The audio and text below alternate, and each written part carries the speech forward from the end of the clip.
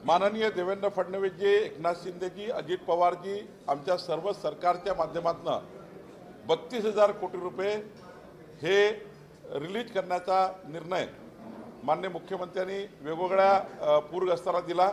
त्यातले 8,500 कोटी रुपये रिलीज झाले आहेत। नागपूरला सुद्धा जवळपास एक 450 कोटी रिलीज झाले आहेत। अमरावतीला झाले आहेत।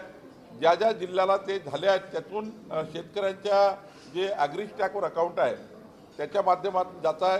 काही 20% शेतकरी आहे जे अजूनही आपल्या KYCच्या माध्यमातून त्यांना द्यावे लागतील, पण KYCचं पोर्टल आता सोमवारी सुरू होणार आहे। 100% शेतकऱ्यांना जी मदत माननीय मुख्यमंत्र्यांनी दिली आहे ती मदत खाली पोहोचली पाहिजे याकरता बैठक झाली आणि मला विश्वास आहे की त्या बैठकीच्या आता KYCच्या माध्यमातून आणि ॲग्री स्टॅकच्या जे आमच्याकडे शेतकऱ्याचे ID आहे त्याच्या माध्यमातून ही मदत जाईल।